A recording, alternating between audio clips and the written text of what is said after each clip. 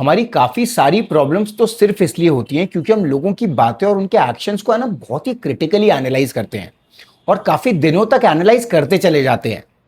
जब भी हम किसी थॉट को पॉजिटिवली या नेगेटिवली क्लोज नहीं करते ना तो हमारे ब्रेन में वो एक टैब की तरह खुला रहता है और ये टैब हमारे ब्रेन की वर्किंग मेमोरी यानी कि रैम का एक सर्टेन परसेंटेज कंज्यूम करता रहता है। हमको लगता है कि हम किसी एक्शन को है ना क्रिटिकली इवैल्यूएट कर रहे हैं, पर रियलिटी में हम 100 कंप्लीटली इमेजिनरी सिनेरियोज में अपना खून जला रहे होते हैं। और सबसे कमाल की बात यह है कि इस मेहनत का कोई कॉन्सिक्वेंस नहीं है और रियलिटी से ना ही इसका कोई भी सरोकार ही है। सरोकार का मतलब कनेक्शन। इसलिए जब भी आपको किसी की कोई बात पसंद ना आए या फिर उसका कोई एक्शन अच्छा ना लगे ना तो उसको क्रिटिकली एनालाइज मत करो, उसको बेनिफिट ऑफ डाउट दो।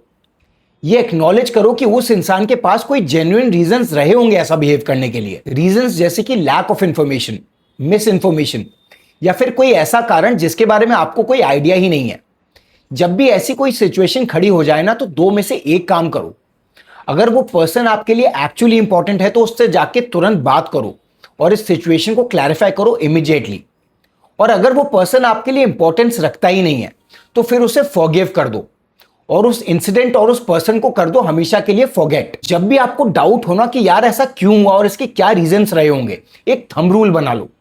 आपको इंटेंशनली कभी कोई सैबोटेज नहीं करेगा और अगर किसी ने इंटेंशनली ऐसा किया भी है ना तो अब तो आपने पहली बार के बाद उससे डिस्टेंसेस मेंटेन कर ही लिए हैं, तो दोबारा ऐसी सिचुएशन कभी खड़ी नहीं होगी। देखो, मैं तो इसे बहुत ही फर्मली बिलीव करता हूं कि मेरी लाइफ की जो भी सिचुएशन है मैंने खुद ही अपने लिए बनाई है और मेरे साथ कोई कुछ बुरा कर ही नहीं सकता till the time I care about my self.